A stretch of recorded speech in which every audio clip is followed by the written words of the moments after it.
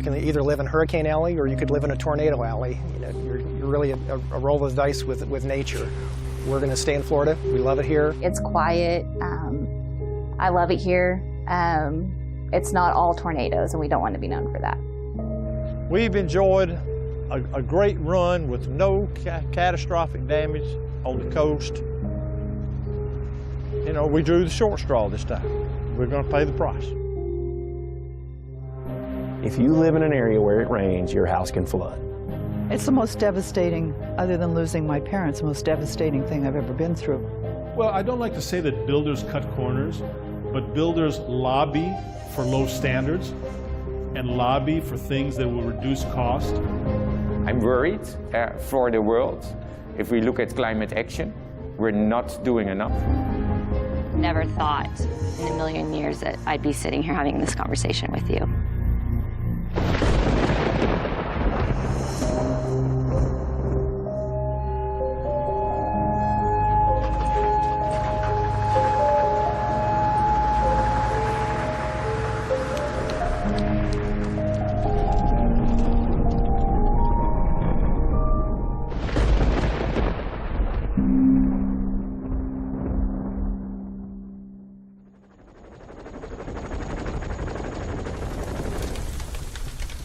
Well, there's fires and earthquakes in California, there's tornadoes in Tennessee, and there's hurricanes on the coast, on the southern coast. So you do, to some extent, pick your poison where you live, and you know, the circumstances of our environment are a reality. So knowing what we know can happen, what are we doing about it?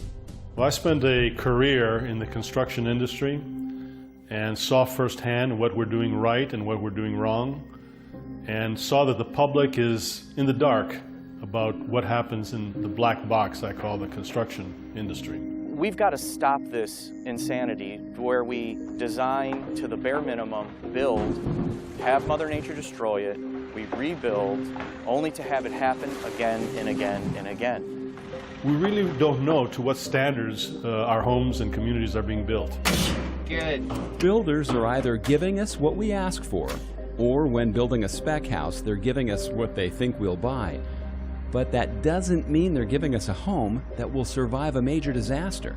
We need a system that has more longer-term liability for built for purpose. In other words, when a home is built, it's not good enough to be built to code. It should be built to withstand the local hazards.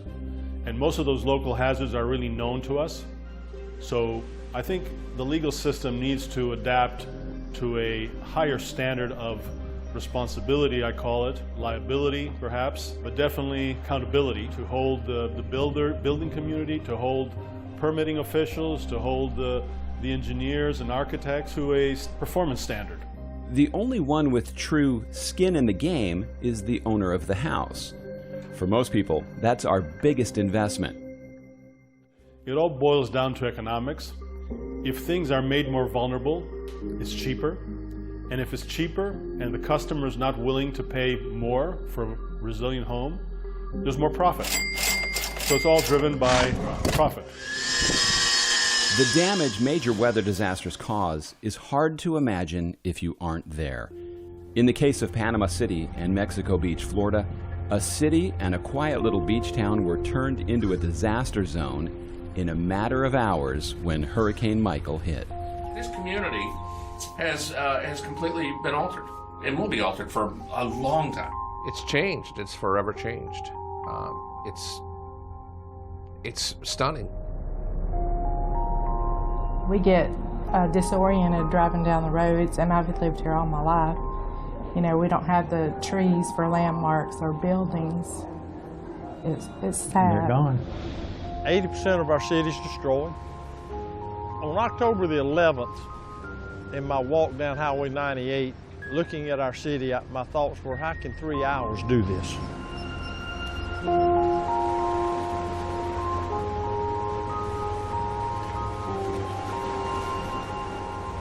We put a lot of infrastructure along the coast that was not built to any code or standard or zoned properly, and we paid for it, and we're paying for it now. Water was coming in through every electrical opening every light fixture, every fan, every heater in the ceilings. Hurricane Michael came right over Tyndall to the west of us, and the eye wall was right where we're standing right now. There were like apartment condo units here. These were four on the bottom, 4 on the top, facing the ocean. On the other side of that was another set, similar, and to the left, toward that dumpster was condo units, 4 on the bottom, 4 on the top. Bad weather isn't just confined to Florida. In 2019, tornadoes in Alabama leveled houses and took 23 lives. Paradise, California had a major wildfire in 2018 that killed 74 people and destroyed 13,000 structures. And in the same year in Southern California, over 250,000 people were evacuated and 1,643 structures were destroyed by fire. Well, my sense of loss is that I don't know that a day doesn't go by that I don't realize that that the extent of this loss is almost overwhelming. I loved our house. We had, my kids were raised here. There was a lot of memories here. And you wake up, it's very strange because there are things that you don't even think about when you lose everything. We had a lot of antiques. The only one we saved was me. The old fart.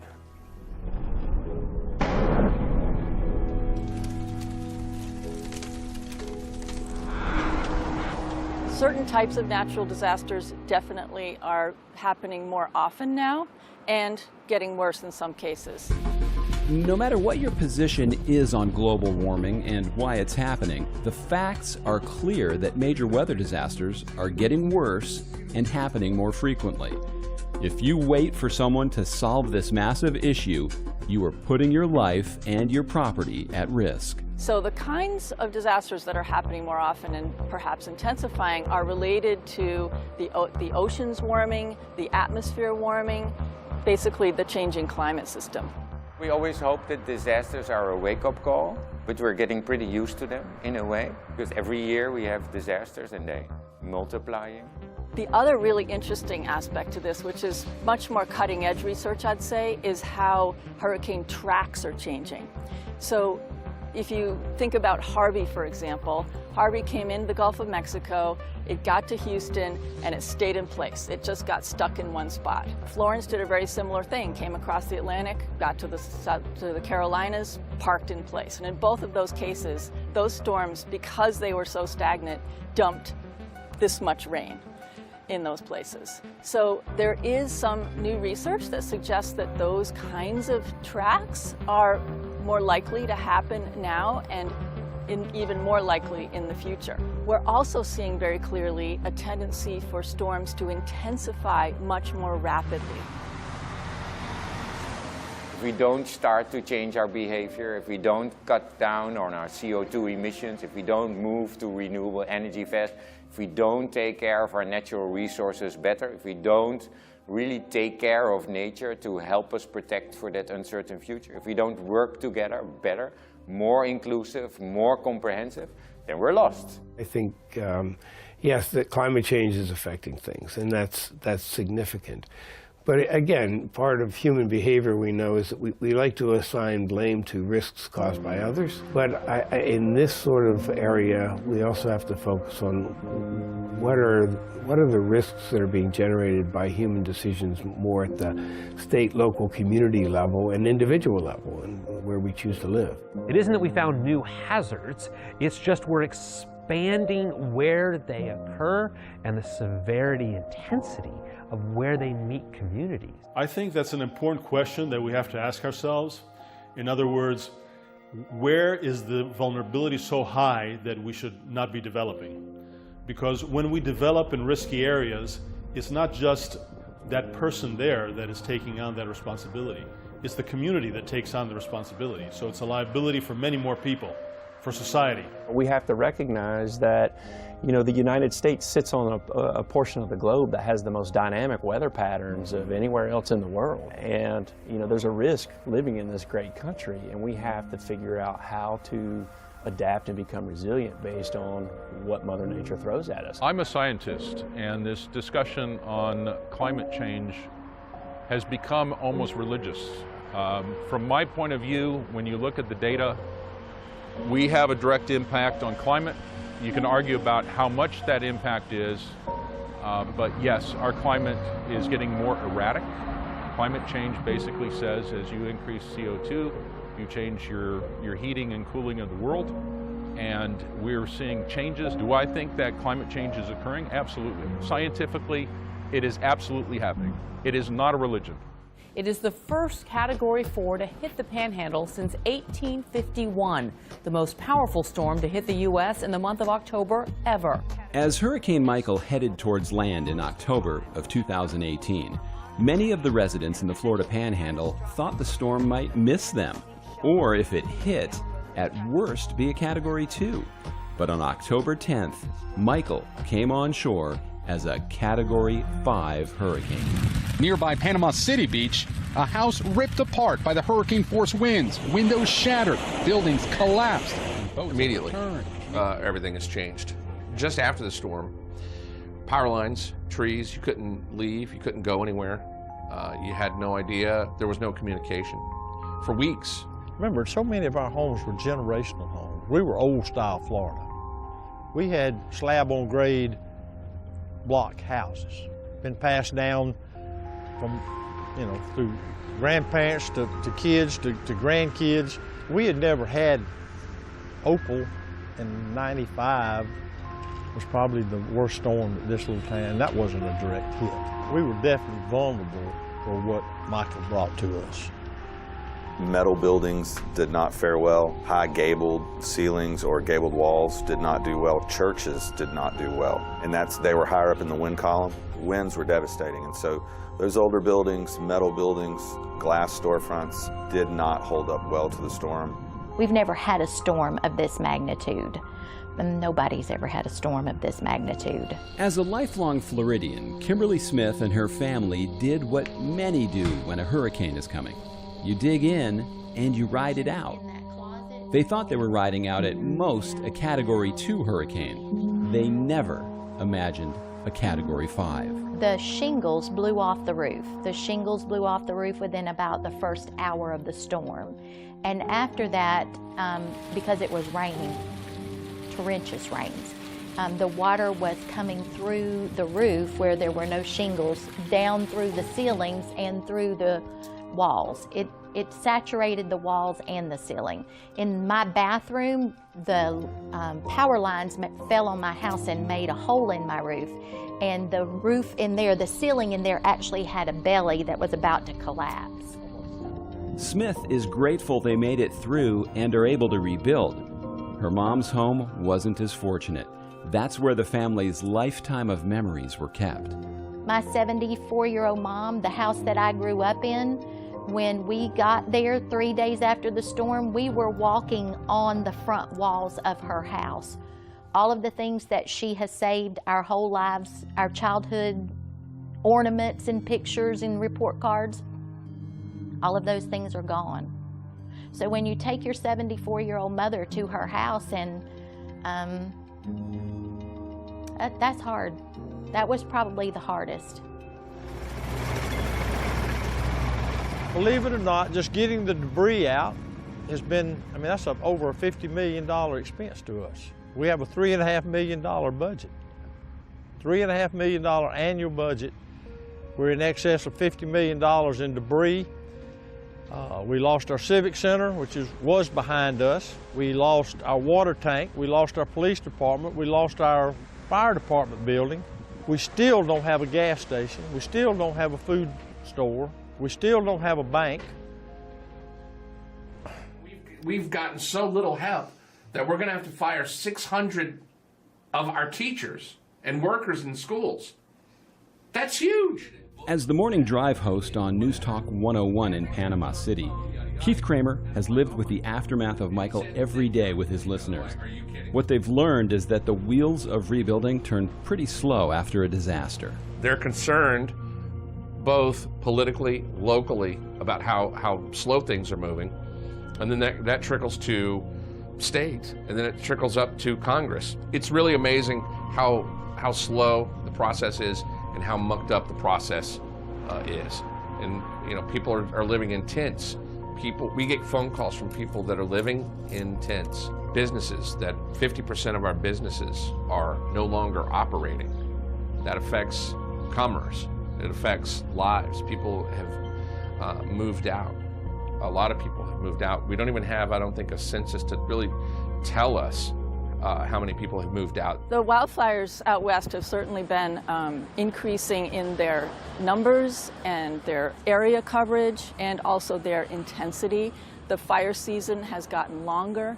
And to have a good fire season, what you need is very dry conditions for a long time, so drought basically. And we're also seeing some years there is some rain in the winter and snowpack.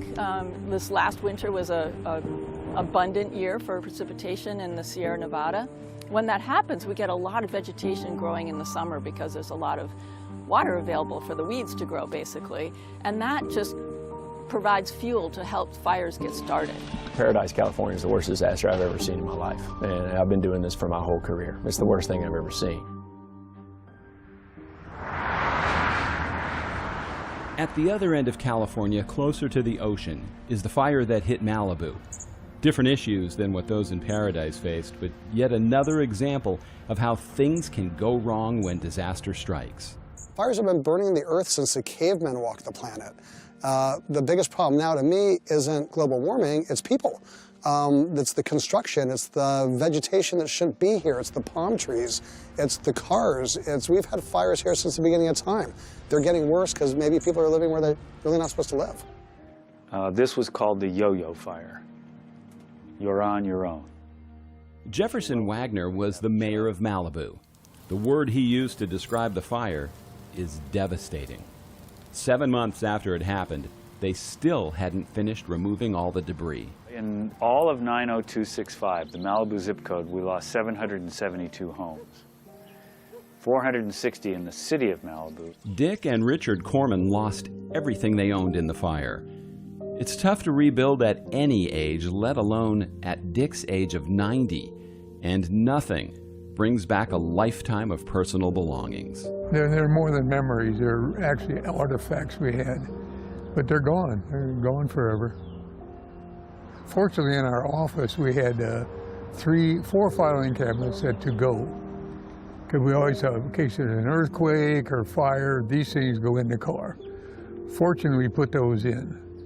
We missed a few things, like my teddy bear, which I had since I was a little bitty baby, and a few things like that. But anyway, we saved all the records, our insurance records and papers, and that was it. We had a great big box of coins, and we should have taken those with us because they melted down to nothing. The car? Oh, it was a 51 MG TD. And also we had a Mercedes. I think it was, say, a 2006 Mercedes. It wasn't working too good. Something was wrong, so we took the insurance off of that, unfortunately. Everything melted down to nothing. Mr. Corman's 86-year-old wife is wheelchair-bound and has dementia. So being displaced from home is even more challenging. How do you start over at 90? Perhaps by having a great attitude about life. I'm 90 and a half years old, so who knows? Just hang in there, that's what I tell them. They say, how you doing? I say, I'm hanging in there, hanging in there. Come on, sweetie. No Woolsey? No, Woolsey stays up on deck. Carolyn Carradine and her husband Chris were forced to evacuate their home, and they weren't close to ready. While the threat of fire is always a way of life here, this fire was different. I'm third-generation native Californian. The Santa Ana winds we get every year. We've never had the power company turn off the power before. I mean, one day you have everything, and I'm an only child. My great-grandmother was a famous opera singer. My husband's father was a famous actor. We had all of the memorabilia. For the residents of Malibu that suffered so much loss, they were left with the feeling that something could have been done to help save their homes. We watched our house burn on TV with the only person there was a news person saying, they decided to let this one go. Our 22 years of living here, our entire life went up in flames while they said, we decided to let this one go. Not one fireman, no fire trucks, no airplanes. How about, we've got an ocean. Why aren't you pumping water from the ocean? You all of you, every single friggin' one of you should be so ashamed. You fought for weeks about plastic straws and let our town burn. How dare you? How dare you? The only thing left standing at the Carradines was a pizza oven that they had imported from Italy years ago. And that's the only thing that is left standing. I should have put my jewelry in the pizza oven and not in the fireproof safes. 4 fireproof safes, completely burned and everything in them. I don't know, how do you start at 72 all over again? I miss all the little simple things that validated the amount of time that the two of us spent together and the amount of time we spent raising our children and the amount of time that we spent growing up and, you know, being a part of the planet. It's all gone. It's all gone. The most important thing is having a plan. And unfortunately, a lot of people try to make that plan during the fire. If you live in an urban interface area, the plan needs to be made from the moment you live there. It's the saves we have, our clients who saved homes, none of them woke up on the day and saved their home. All the infrastructure was in place, all the planning, all the rehearsal, all the fire drills, long before the fire ever came. That's why they were successful in their actions. Go into your house and go room by room and just stand there and think, what would I really miss that I could put in my car? Obviously not the grand piano or the clock or anything like that, but the drawing that this young man did of my grandmother when she was 16 and he was killed in World War I, you know, that kind of thing that I just ache for. Those things, and I would make a list, and then, because you don't think straight when you have to evacuate, and then I would take that list and go through and pull that stuff and take it to the car.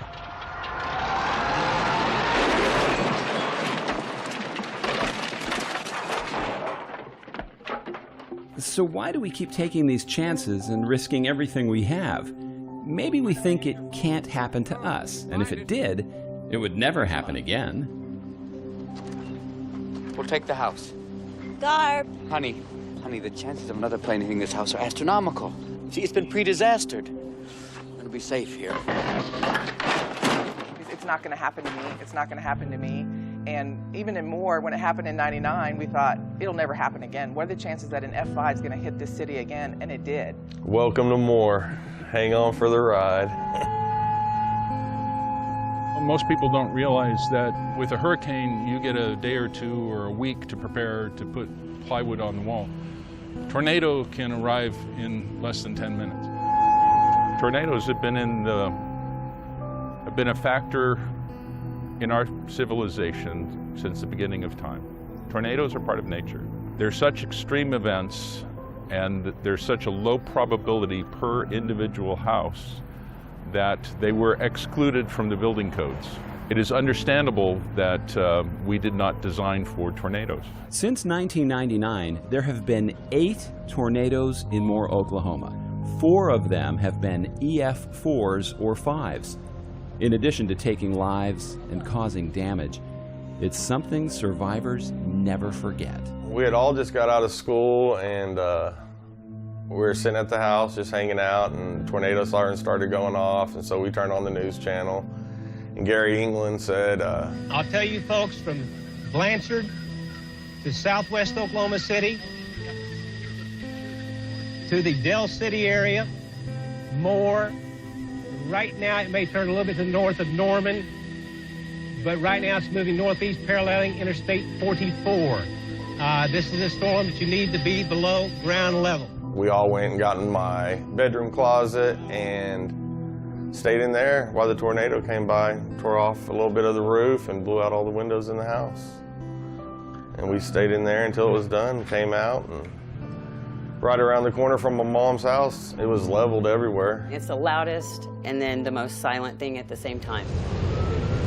I heard it as it was going through a neighborhood, and just the cracking of the wood and the insulation filling the sky, and just the roar of this monster just tearing through a neighborhood. And then you look and you see the destruction, and there really are no words. It looks like a bomb went off in a neighborhood because it's just a huge pile of rubble. If you're at the center point of an EF5 or 4 tornado, if a Cat 4 or 5 hurricane is coming your way, you know, you're not going to wrestle that down. But we can limit the effect and shrink down the footprint of these disasters. Those high wind events, there are 110 and 90 and 70 and 50-mile-an-hour bands that are there. We need not lose roofs in those occasions. We can see the impact of those disasters shrink. We've got to prevent the avoidable part of those losses. That we can do. In a way, what happens after a disaster, that everything that is vulnerable falls apart. So all of a sudden you see your vulnerability exposed massively. It's a disaster is like showing everything of your, and in that sense, if you would make an X-ray of a human being, you would also see the vulnerabilities, or an MRI scan or whatever. So the X-ray exposes that. So that is also then the responsibility. If you are exposed in your vulnerability, you can act upon that understanding. If you then know what the interdependencies between those vulnerabilities are, then you can start to connect the dots. Come up with plans for the future, not in response to the past, and really prepare better. So I think we always frame this in building back better, but building back better is not enough. And the disaster is a momentum you have to use. It's a responsibility. It's not fun. People really die with disasters. We have real casualties, real losses. So it's not that never waste a good crisis all of a sudden becomes a party, but it is a responsibility of all actors in place to use that momentum as a way to really leapfrog towards the future.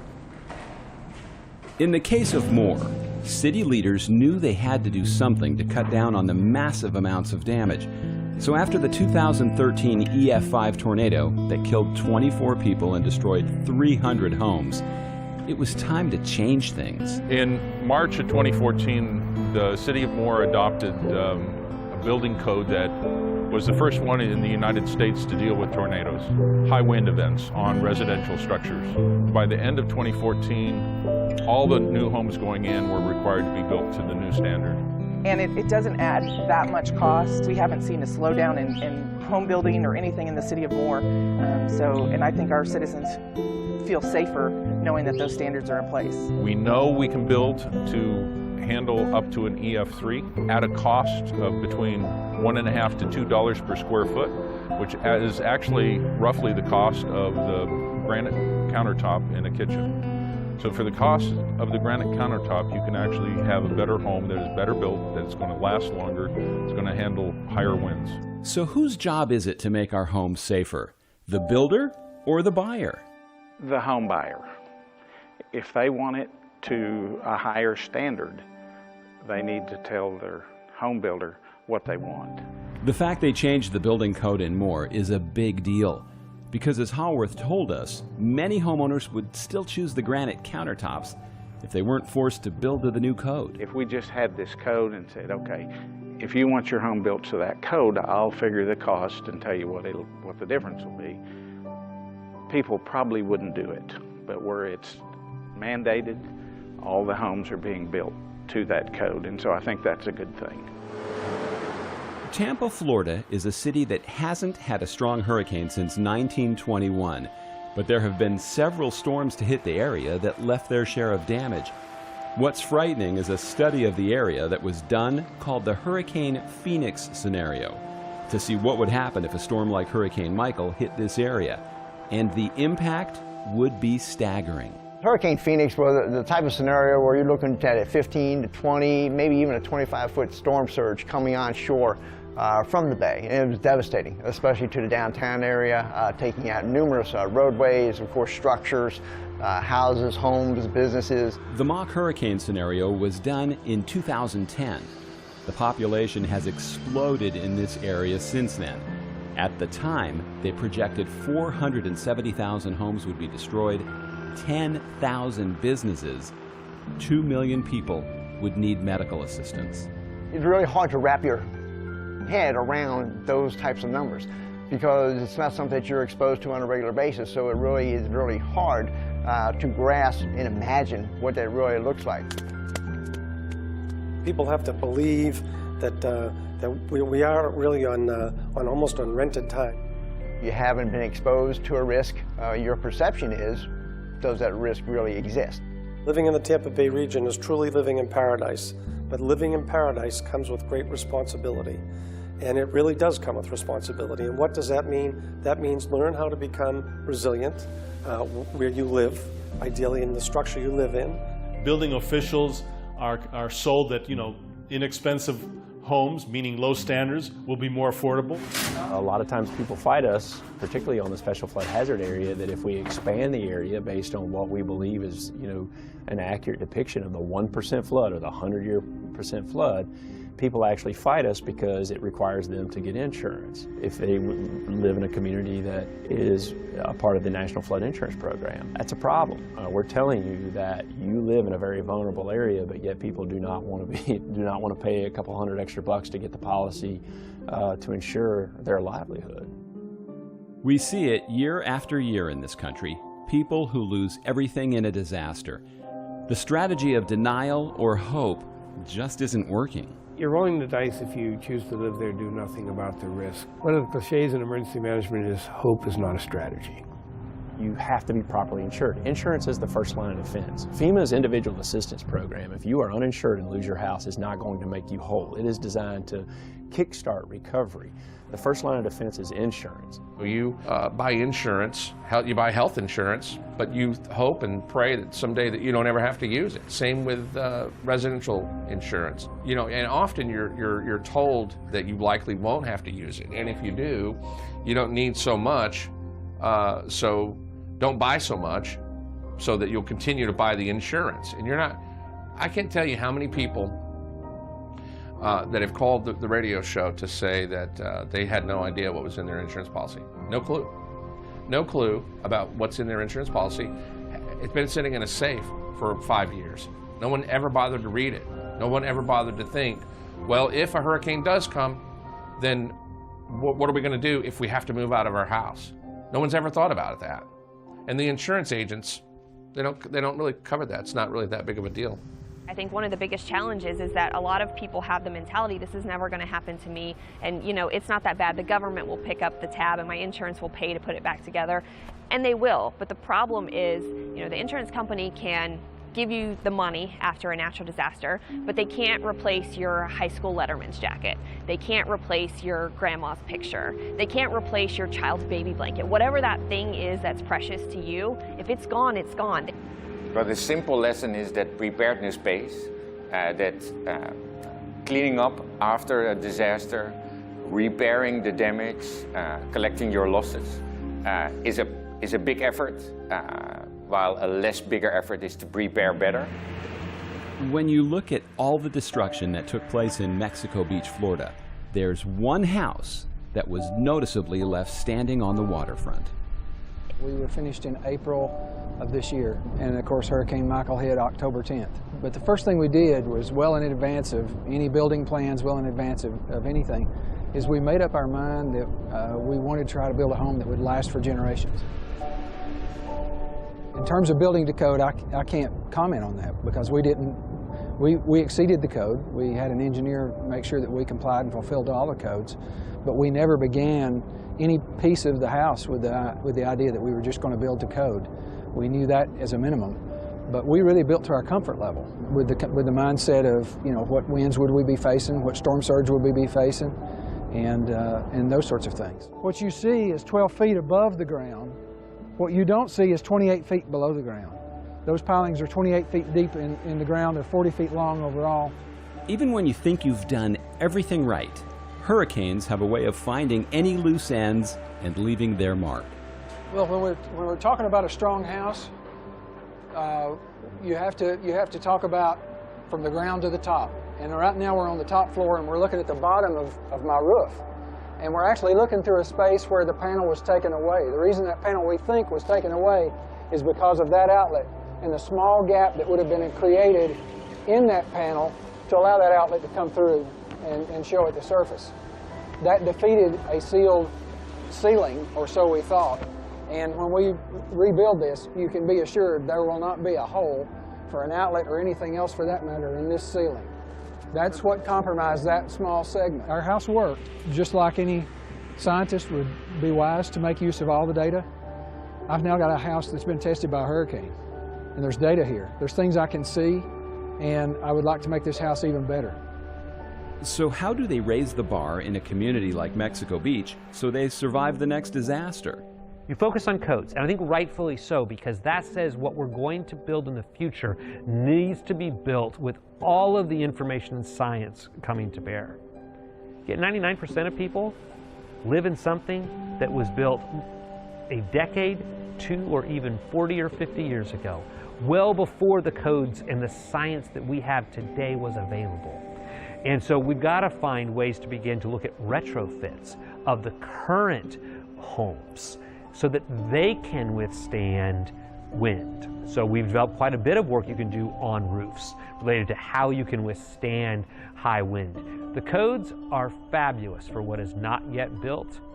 We've got to serve the rest of the citizens, the rest of the residents that are in those areas that live in today's housing stock. Should the federal government and the taxpayers continue to rebuild communities to the same pre-disaster standard? I don't believe that we should. The Mexico beaches of the world that have been through this have a real opportunity to set the example of how to be a resilient coastal community going forward, and ultimately it will benefit them. I believe that people will come in and rebuild, but let's just hope that they do it to a much higher standard to prevent this from happening again. The debate that takes place in the wake of a disaster is what should the new standard be? Mexico Beach raised the wind rating from 130 miles per hour to 140 and adjusted the flood level higher, but is that enough? If you want to prepare for the biggest, like that one house on Mexico Beach that was still standing, and the New York Times did this whole article about this man that wanted it to stand for the big storm. If that's what you want as a community, as businesses, as government, then that's what you have to do. If you say, I'm okay that I lose some property or I lose some structures with a real extreme event, and I can rebuild that fairly easy because I changed my codes in such a way that the critical infrastructure will always be there, but I'm okay with losing some, then that is what you do. So that's little different than only saying the storm won't come. It's more complex. Well, I think South Florida, after Andrew, kind of set the lead. And the rest of the Gulf Coast, the rest of the Atlantic coast should really duplicate South Florida's wind standard.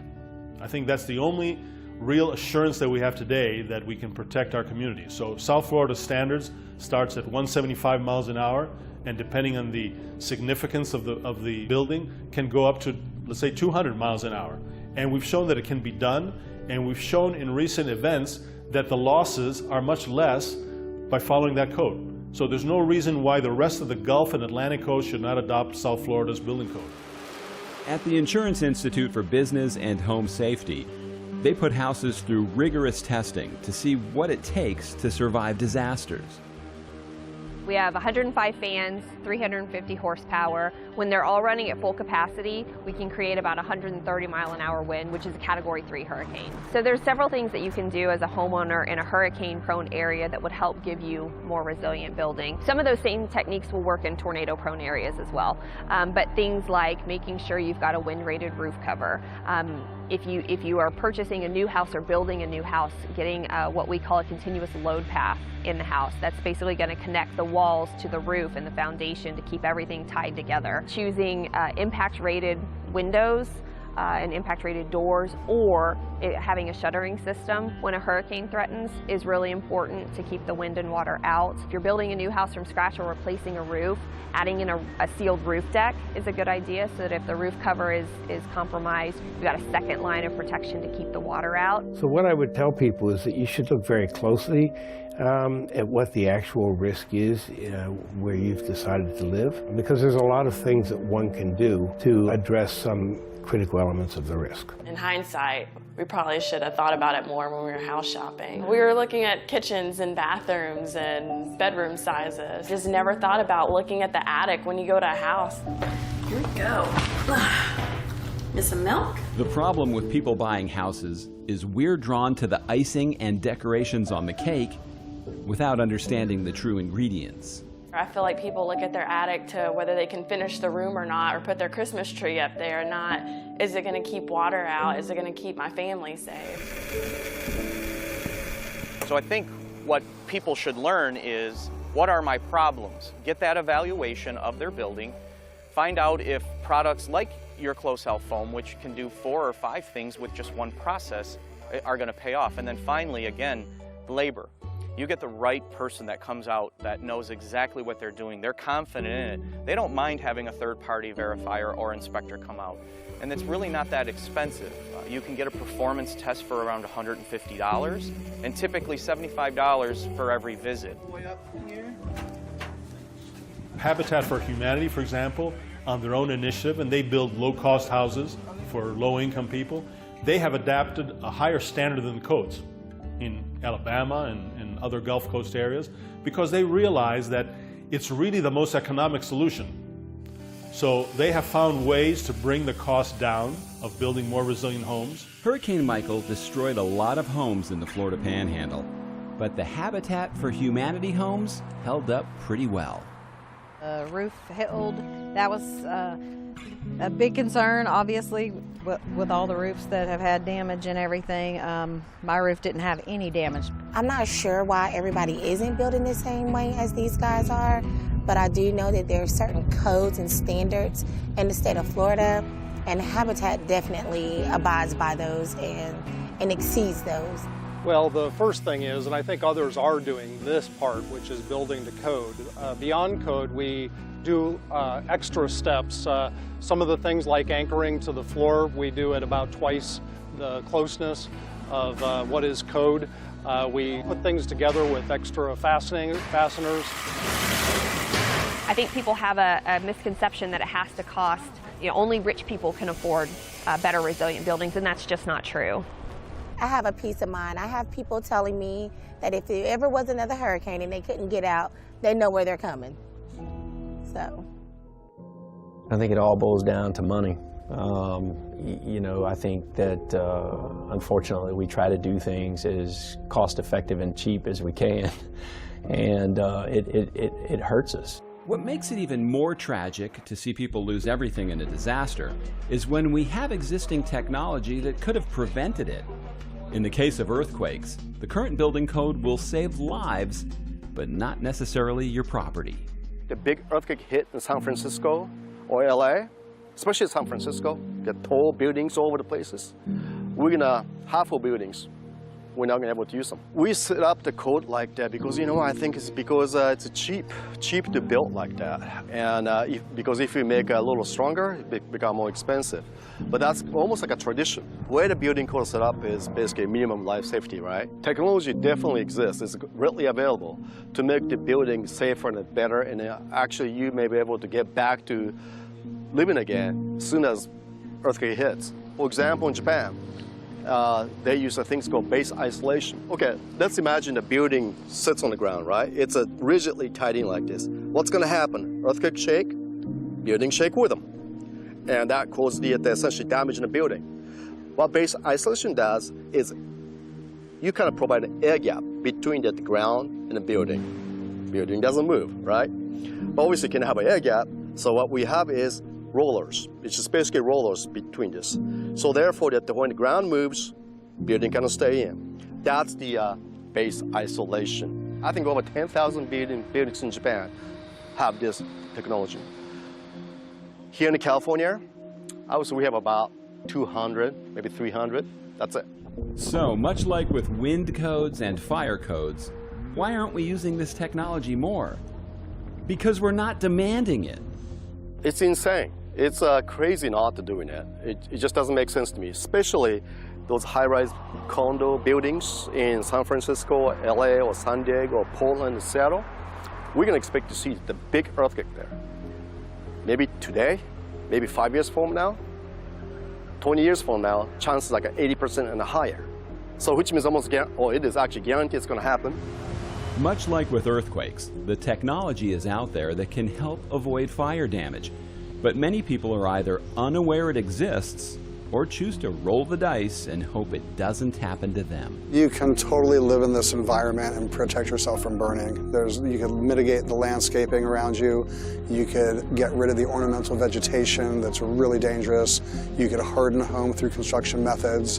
If you're building from the ground up, you could build a fireproof house. And then there's suppression systems and ways to mitigate the actual fires when they occur. We literally have something for every budget. I've had someone save their house, a little cottage in the Tea Fire in Montecito for a $400 investment. Tiny little cottage, needed a few gallons of a gel, was able to apply from a garden hose. We've had people spend upwards of $200,000 on systems. It's really all the scale of it. The main difference that we see between buildings that do well in fires versus those that don't is the use of a defensible space and choosing non-combustible materials. If you own an older home but didn't make a plan how to save it from a disaster, putting it back together may be unaffordable. A lot of people living here in Malibu, they moved out here years ago. They bought their houses for less money than the new foundation is going to cost. And these fires are devastating. They can't even afford the foundation. One of the worst types of damage homeowners suffer is from water. It's a resource so crucial to our survival, but a key ingredient in taking or destroying lives. We're seeing the years of construction in certain areas that were floodplains. The more construction, the less area that the water can be stored in, right? Houston's a great point, a great area to look at. You know, they had 3 significant events in 3 years that really caused major destruction. Some of those folks that were flooded, 80% of those homes weren't even in a special flood hazard area, an A or a V zone, which is what we know as our high risk area. They were in low to moderate risk areas, shaded X zones, and over a 3-year period, these folks were flooded 3 times. So they're becoming more and more frequent, and that's why it's so critical and important that property owners become educated. So floodwater can cause some significant damage to a home. An inch of water can cause close to $20,000 in overall damage to a home. Floodwater entered into your first living floor could cause you to have to gut 4 feet of sheetrock and all your floors, replace all the wiring. There's only 3 ways to deal with flood. You can move out of the way, you can build higher and stronger, or at a neighborhood or community scale, you can change where the water is going to go through some kind of drainage project or some kind of flood defense. At an individual level, the choices are simply, where is that house situated, and is it high enough? The foundation is the core element to support an elevated home in the floodplain. And if that foundation fails during a flood, the whole house can be compromised. So, what now? Now we rebuild. Yeah, these movies cause a lot of problems for emergency responders and decision makers, right? In fact, I tell my students one of the problems is that the American public goes to movies and in an hour and 40 minutes a big bad thing happens, and an hour and 40 minutes later everything is fine. So one of the important issues for emergency managers is getting the public to recognize it can be a really long, painful haul from when the impact hits to when you feel like things have reached usually a new normal. If we're going to build back, we should be only building back in ways that are much more resistant to the impact consequences that occurred the first time. Or we build back in a different location. I don't mind where people want to rebuild, I just hope they do it smarter. And if they don't, then why is FEMA on the hook for the next disaster in that location if they don't do it? I can move a mountain, but if I put it on the wrong side of the road, then I've wasted a lot of time, energy, and effort.